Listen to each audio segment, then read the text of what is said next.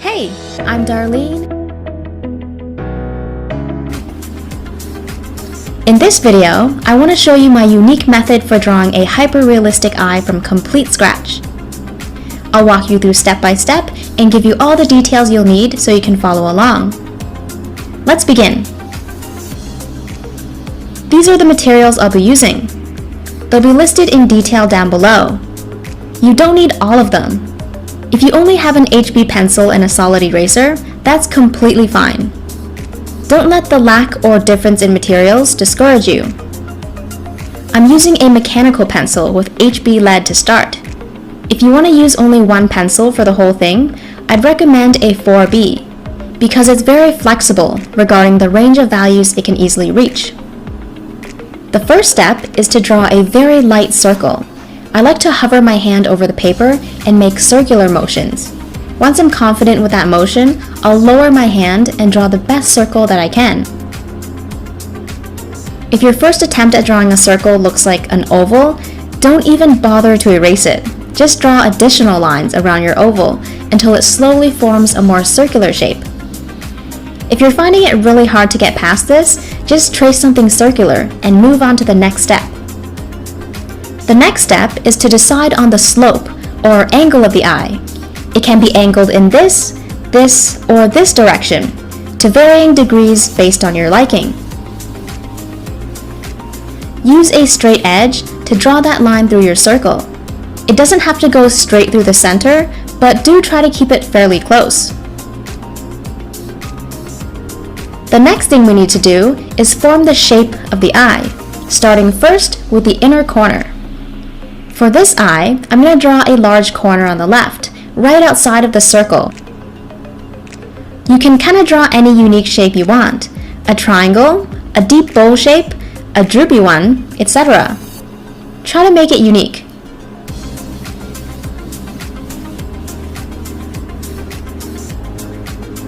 Moving on to the top eyelid. It's going to arch all the way across the circle and end at this intersection here.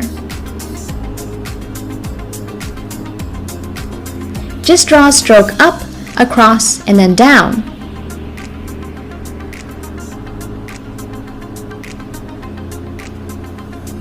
End your stroke at this point here.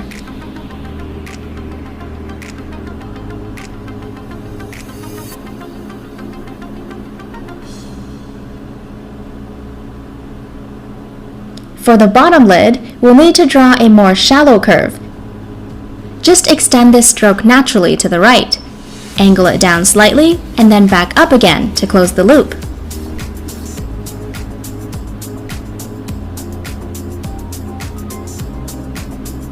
That completes the eye shape. But there's one more thing, and that's the upper eyelid crease. This crease forms when we open our eyes. Just use the shape of the top eyelid as a rough guide to follow along. Starting at the edge of the circle, I'm going to draw a crease that stretches all the way to the right, ending above the straight line.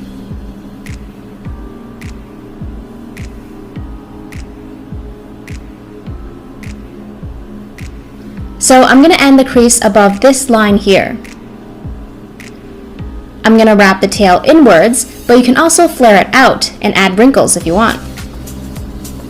Now that we have a structure drawn out, let's erase all of the initial construction lines. So that would be the circle and the straight line going through it. I bought this electric eraser on Amazon a while ago, and I'm just trying it out for the first time. It's a lot more effective than a kneadable eraser for getting rid of construction lines quickly and cleanly.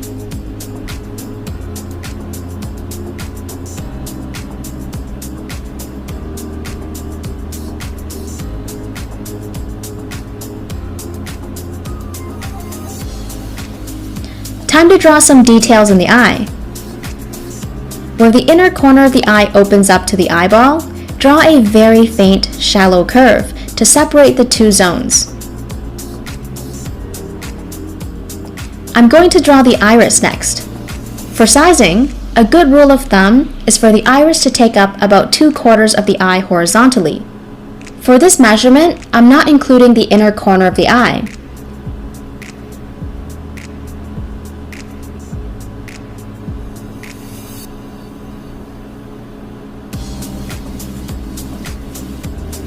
If you want a perfectly shaped iris, draw a full circle and then erase parts that fall outside of the eyeball.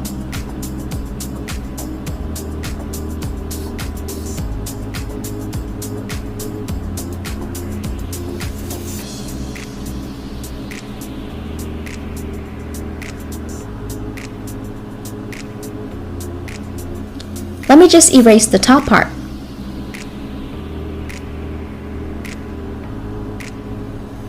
The next step is to faintly outline our main highlight. I'm going to draw a reflection from a rectangular light source, such as a light box or a rectangular window. You can choose any shape you want for this step: a circle, oval, or two rectangles on either side. You can really get creative here.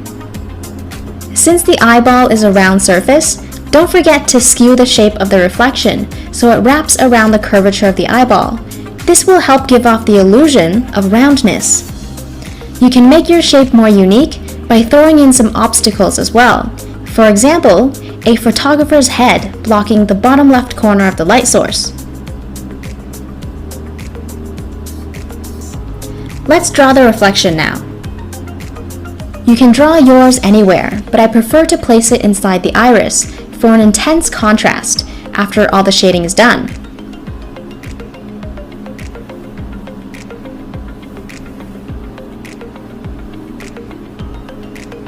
For the pupil, let's make a mark in the very center of the iris. You can find the center by drawing a cross through the iris. The intersection between the two lines is the middle.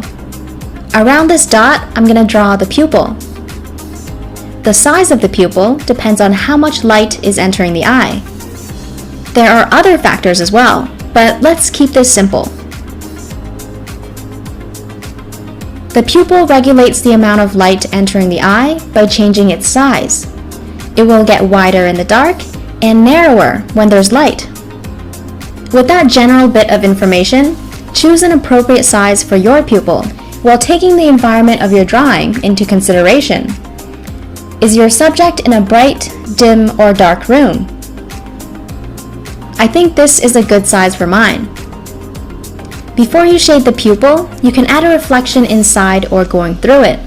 I'm just drawing a random wavy shape, and then I'm going to shade over it about 80%, so it's barely there, but it's still somewhat noticeable.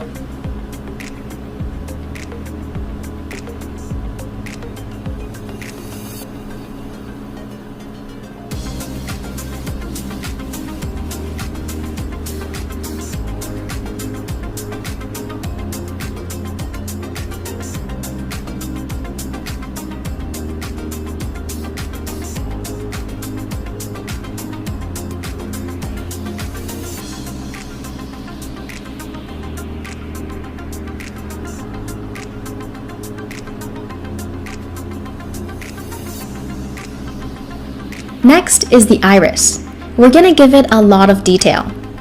To make the ring of the iris look less like an outline, let's thicken it slightly and blend it so the edges look much softer.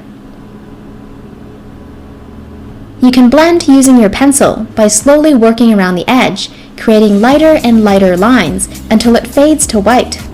Or you can use a blending stump to smudge the graphite. Light smudging will result in light marks. Do this all the way around.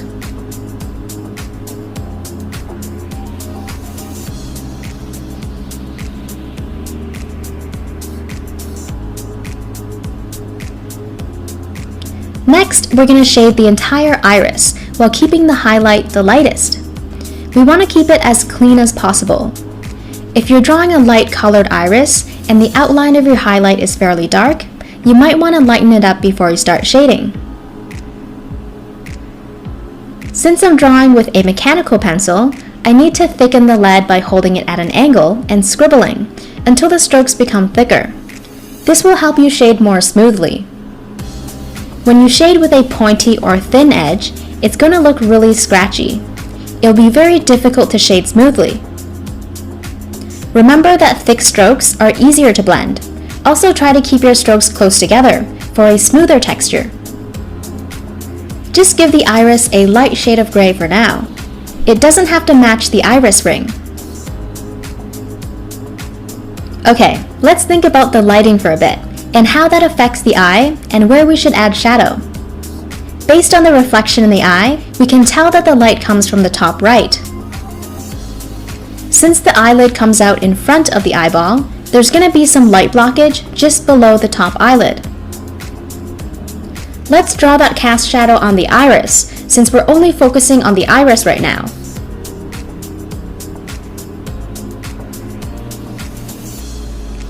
Make sure you lighten those pencil strokes as you work your way down, so that the edge of the shadow is soft.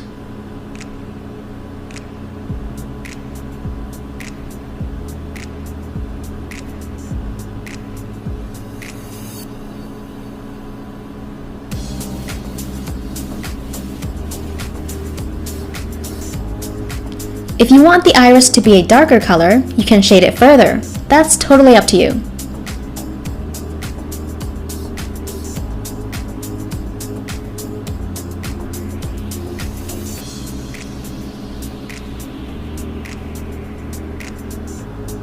Again, if your highlight outline is darker than the iris color, you can lift a few layers of graphite away using a kneadable eraser so it's less obvious. Just roll your eraser to a fine tip and dab lightly. If you don't have a kneadable eraser, try to shape the iris just enough so that the outline is barely visible.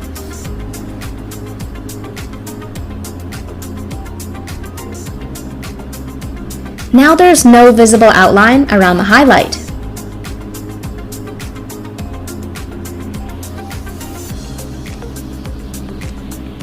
If you want, you can leave the iris like this. But if you want to give it a lot more detail, please continue. Draw a faint wavy ribbon surrounding the pupil. Try to give it a random shape, avoiding any obvious patterns. The more random it is, the more realistic.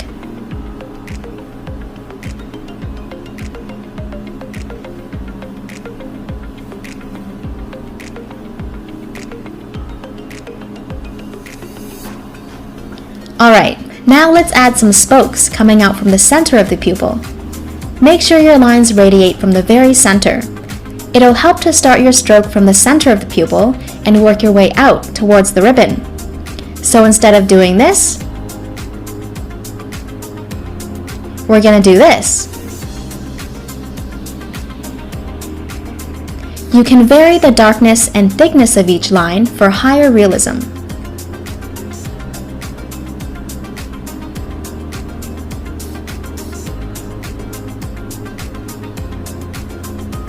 Imagine the lighter space between each of these spokes as a piece of thread. Some of them are straight, others can be curved, but what they all have in common is they generally radiate outwards from the very center of the eye. These threads disappear into the hole, which is the pupil.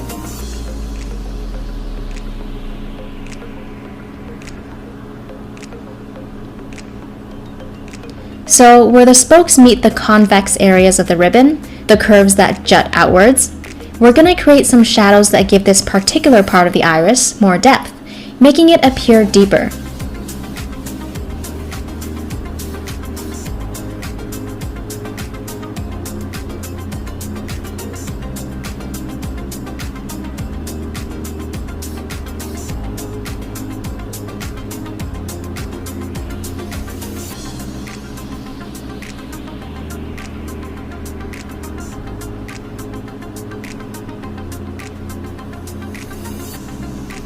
To create a more realistic edge to the pupil, round off the end of each thread, ever so slightly.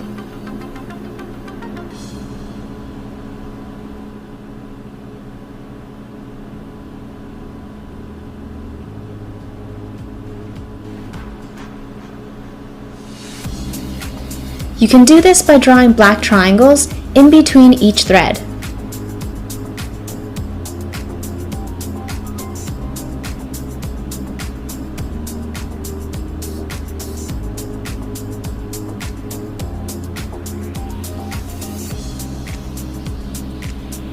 So we worked on the inside of the ribbon, but there's also the outside. Just draw tiny threads squiggling outwards and gradually disappearing as it nears the edge of the iris.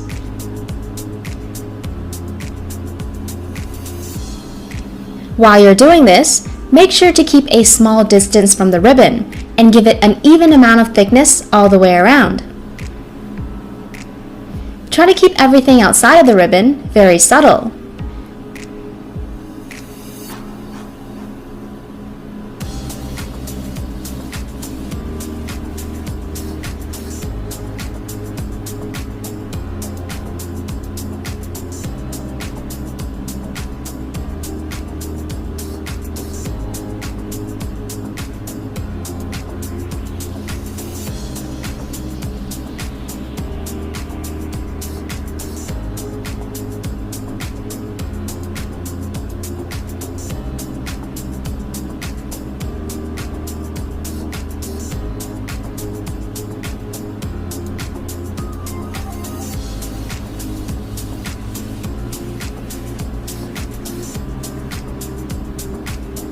Where your thickest, most prominent threads intersect with the ribbon, join the two sections together to form a vein-like structure.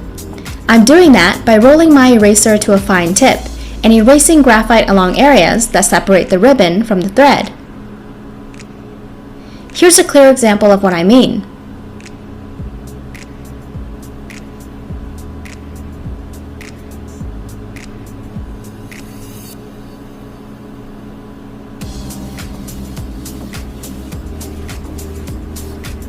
Once all the threads are drawn, you can randomly darken the spaces in between to add depth to your iris.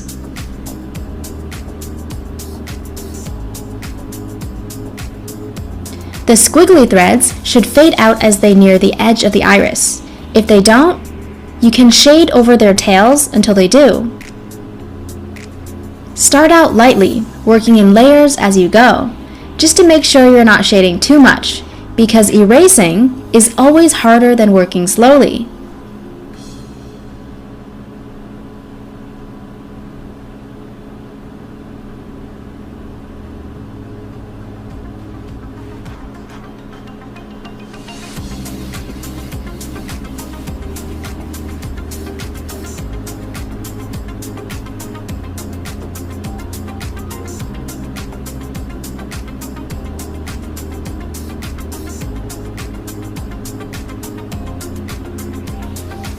If you're happy with your iris, move on to the next step. We're going to come back to this later to add more depth, but for now, let's finish the rest of the eye. The next step is to shade everything else in, starting inside the eye and then later the skin. This inner corner has sort of a soft yet bumpy texture to it, so as you shade it, create a few bumps of different shapes and levels of protrusion. For more info on how to shade, click on the video above or in the description box below. Try to keep the shading fairly light for now. Once we have everything else shaded, we can come back here to lighten or darken, depending on how the rest of the drawing looks.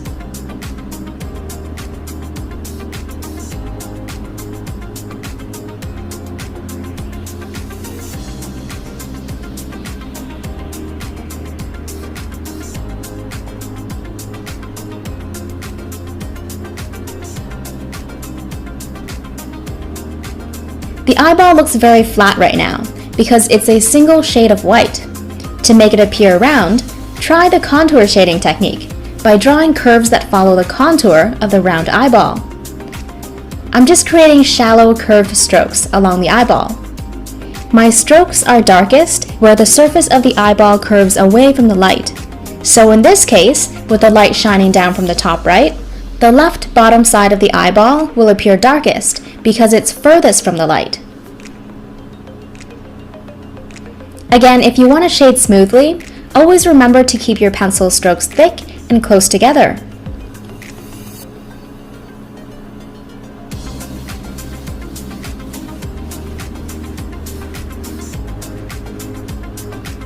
Surfaces that face the light directly will be the lightest. Overall, the right side of the eyeball will appear brighter than the left side because the light is coming from the right.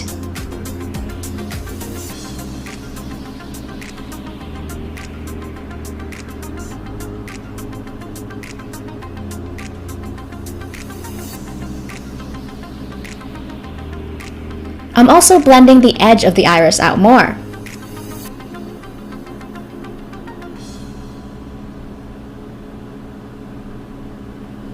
You'll notice that I'm completely shading in the eyeball, leaving the rectangular reflection as the only thing that's white. This will make it pop out like crazy.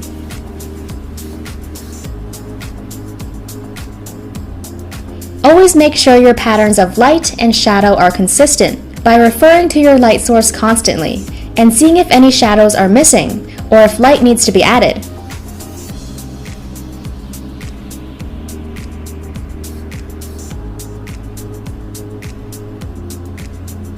Remember when we added a cast shadow right here because the eyelid was blocking light from reaching the eyeball?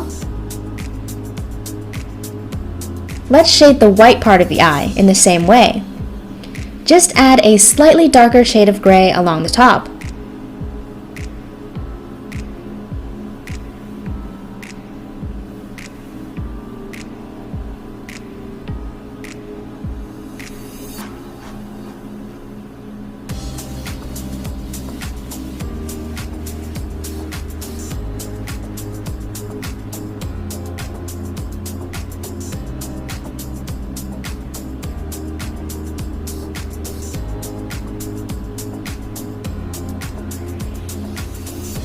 Okay, we're done shading inside of the eye for now. I want to draw a few details along the skin before shading it. Over here, we sometimes have small wrinkles that stretch upward towards the eyelid crease, just using some branch-like strokes to indicate those wrinkles while keeping my strokes light. Another detail is a small ledge that runs along each eyelid.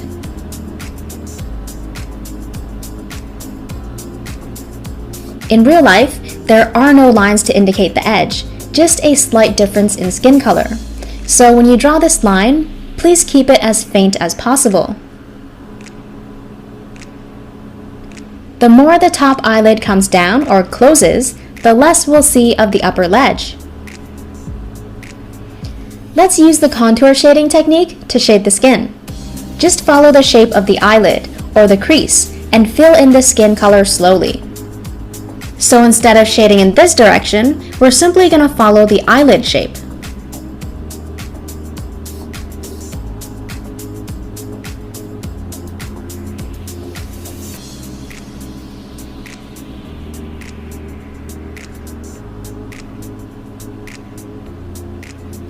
If the ledge outline starts to disappear, that's okay. You don't want it to be too obvious, but you also still need to see that it's there. It's going to help us later on when we draw the eyelashes.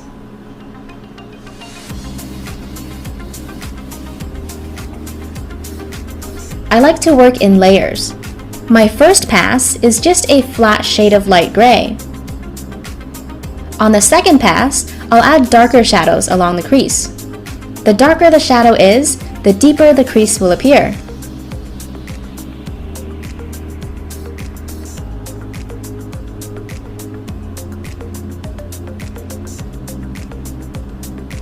To stay consistent with patterns of light, I'm shading the right side lighter than the left because my light source comes from the top right side.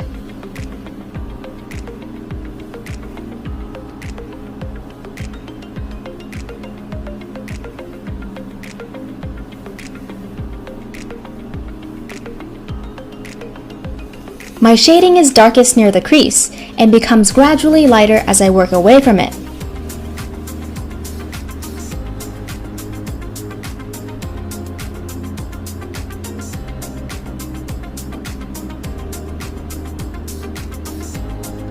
Same contour shading technique down here.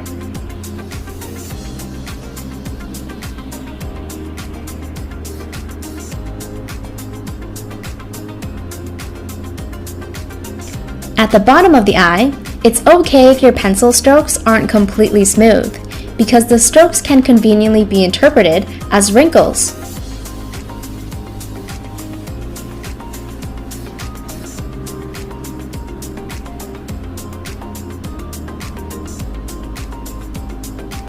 Directly under the ledge, I'm going to shade the skin a little bit darker. This will make the bottom of the eye appear less flat.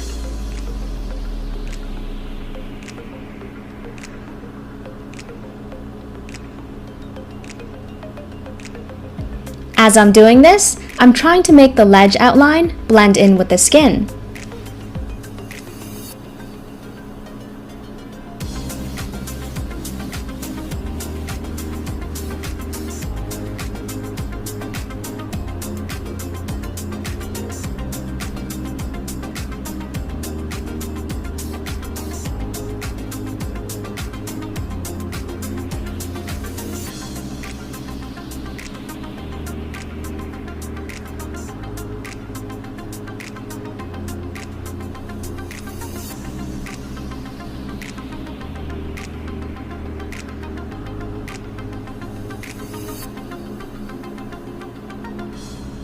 This part is optional, but I'm adding a few wrinkles under the eye, using strokes that are sort of disconnected.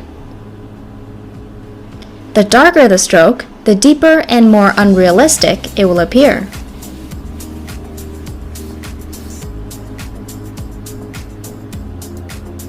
Around the wrinkles, you can use the cross-hatching technique to create a texture that resembles skin. Just draw subtle strokes that go in all sorts of directions.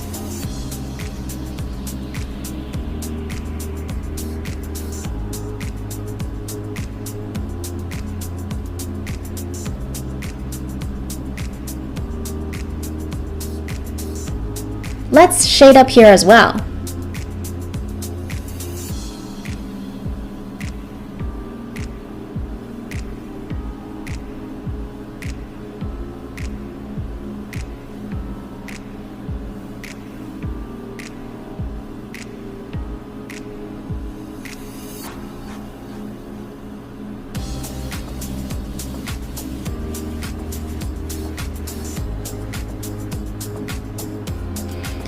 And then along the crease, I'm darkening the graphite, making it gradually lighter as I move away from the dip. This will make it look like an actual crease, instead of just a line on the drawing.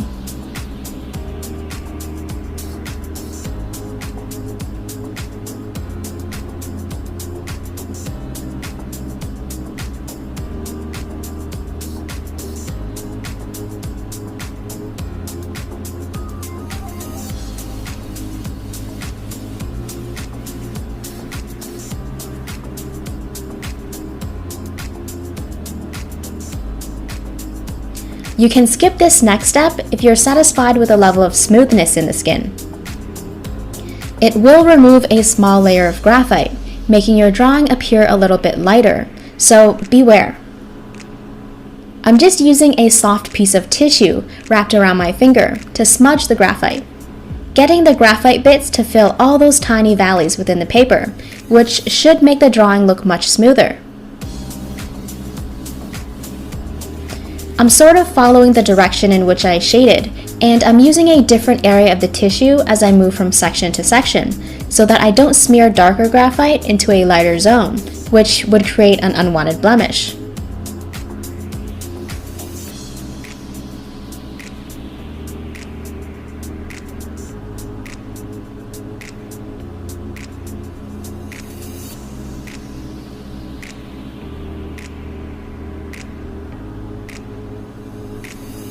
I'm also avoiding everything inside the iris because I don't want any of those details to be blurred and to keep that reflection clean.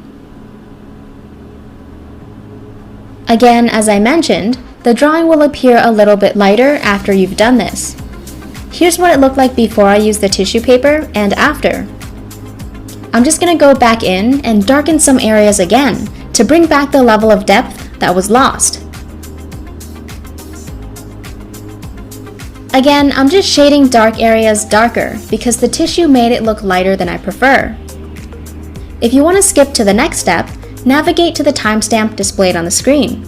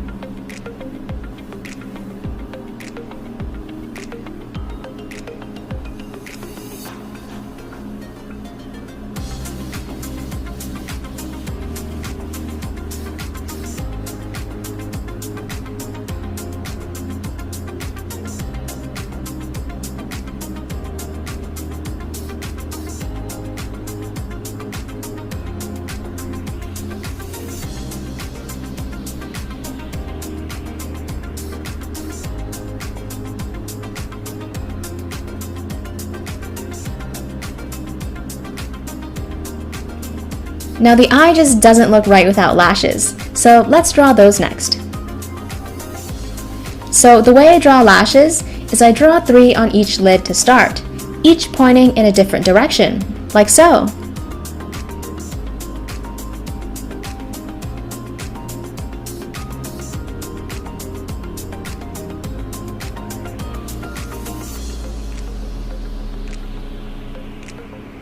Once you have the 3 lashes drawn on each eyelid, the rest should be very simple to fill in.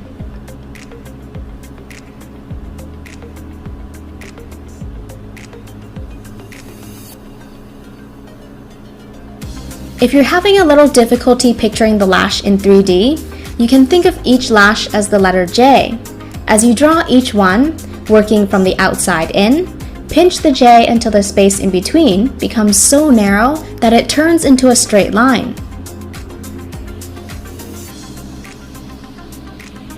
Now, if you want to be safe and plan out the shape and position of each and every lash, you can do so by drawing them in very lightly, so they'll be easy to erase. This step is best done with the pointiest edge of a thin mechanical pencil. Mine is a 0.5 millimeter.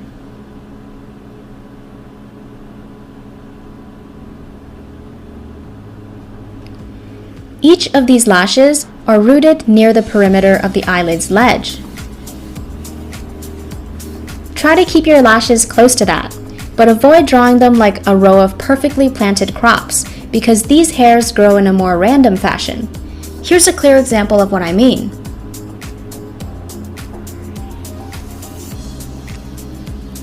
I'm going to go ahead and draw them in fairly dark using a 4B lead. This will allow me to create darker strokes that don't require much downward pressure. If you want to draw lighter hairs, stick to an HB or harder pencil. When drawing lashes close together, you can make the ends meet, forming a triangle or a tent. Keep in mind that some randomness will look a lot more natural. Some lashes do grow in random directions, so it's good to toss in a few that deviate from the majority. So instead of drawing all the lashes in a boring, predictable pattern, create some randomness, like this example.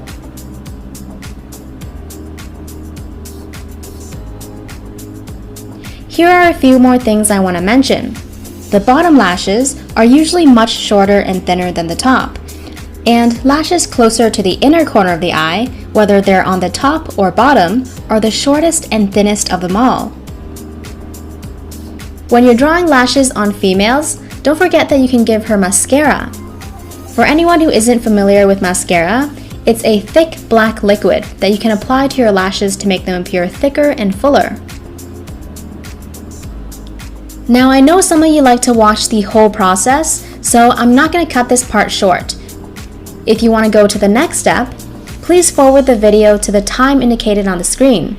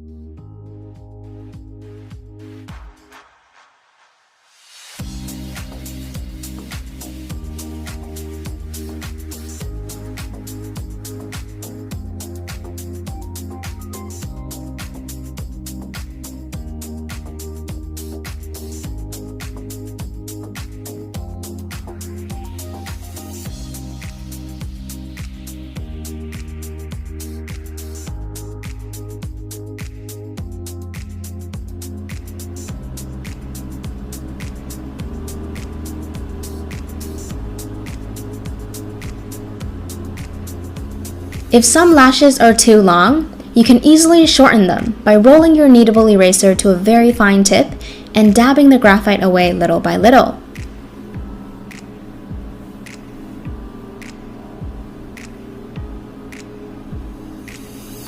Okay, I'm done with that.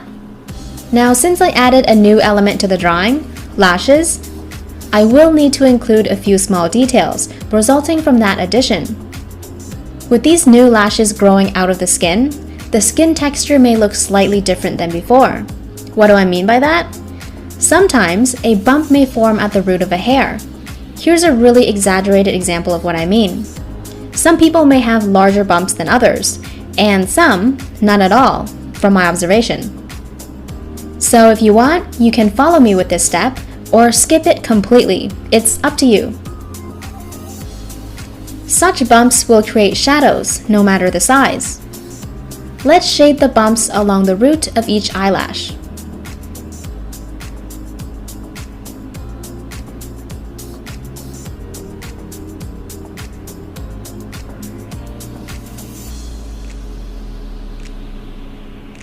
I'm doing a very light circular motion, like so.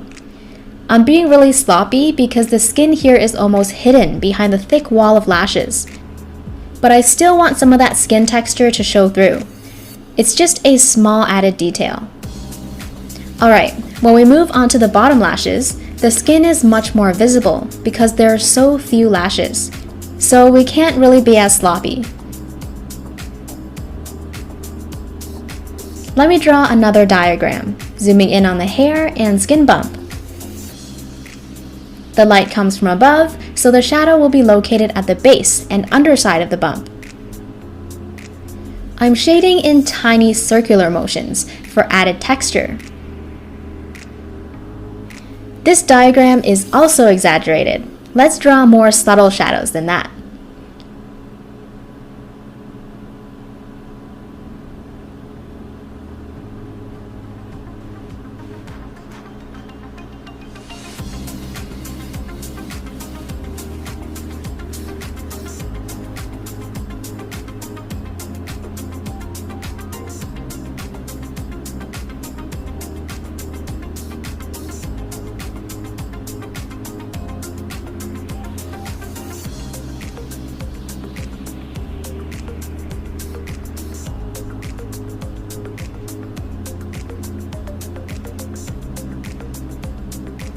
Just deepening these wrinkles by making them darker. Here's a little test for you. Do the lashes affect anything else in the drawing? If so, what is it? If you said that they block light, creating cast shadows, you're correct. Although they are very thin, they do block a small amount of light. It's most noticeable under the top lid. It adds another layer of shadow along the eyeball. Just add a very light layer of graphite.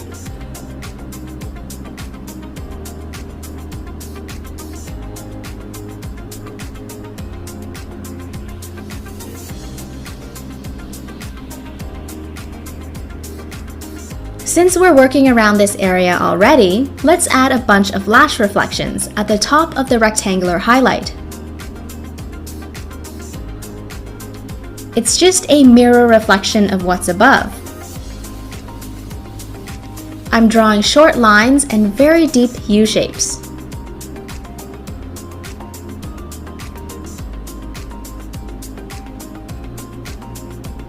Hold on, let me add some darker shadows here. These are singled out cast shadows from the eyelashes above.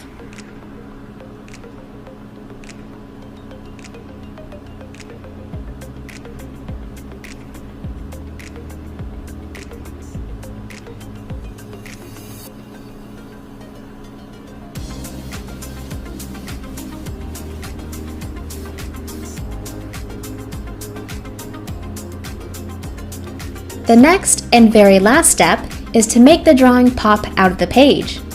Take a step back or a few steps from your sketchbook and look at where you could darken or lighten the eye. This step is super fun, but you have to make sure that your eye is fully or almost fully shaded in order for this step to really make a difference. especially if your paper is white. There shouldn't be too much paper color showing through. If there is, try to shade a light layer of graphite over the area. I'm still using the 4B lead. Just gonna go over the darkest areas and deepen those values further to create a higher contrast. In other words, I want to create a bigger difference between dark and light. Just going in and making dark areas darker than they were before.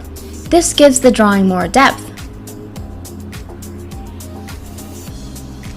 If you're using an HB pencil for this, it might be difficult to create these dark values because the pencil is meant for lighter work.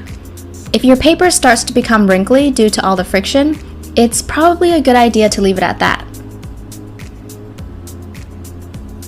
I'm not going to narrate this because I'm just amplifying dark values, so if you want to skip to the next step, navigate to the timestamp displayed on the screen.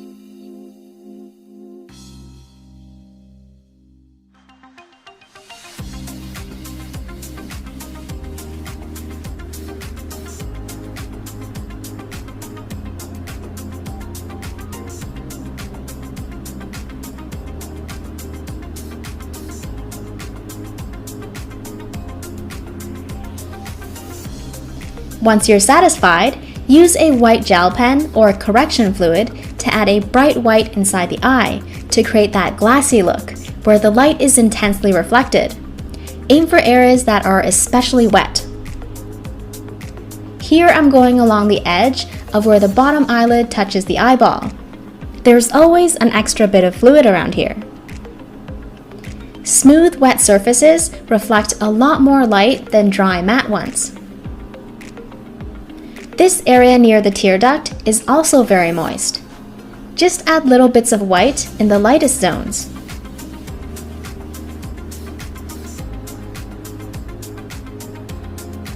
Just gonna use this gel to increase the size of the main highlight and clean up some of those eyelash reflections. I'm not gonna color the whole thing white because it's good to have some slight variation in value. It's very rare for a large area to be completely white, or on the other hand, completely black.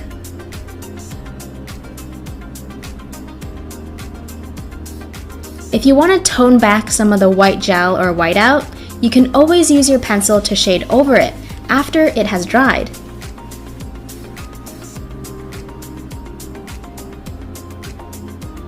If you don't have a white gel pen, pencil, crayon, or correction fluid, just use your eraser to lighten these zones as much as you possibly can. Just doing a final check. I might as well darken some of that detail in the iris, amplifying those darkest zones for a more dramatic look.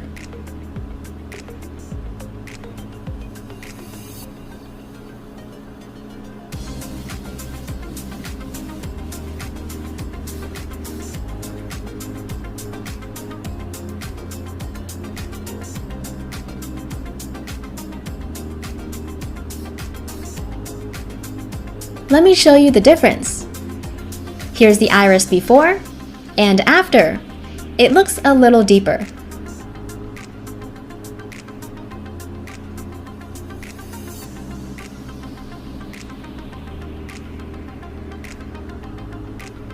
Now, if your eyeball doesn't look round enough, you can always darken the values some more until it takes on the right shape.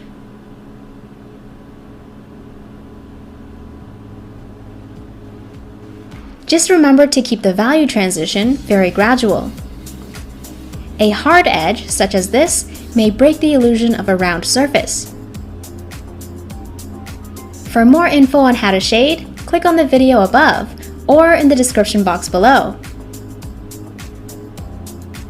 Alright, I hope you guys enjoyed that and found it easy to follow. If you did, please give the video a thumbs up and let me know how it went for you in the comments. Also, if you have any questions, I'd be happy to answer them. Thanks for watching, and don't forget to subscribe to my channel and hit the bell icon to get notified every time I post a new video.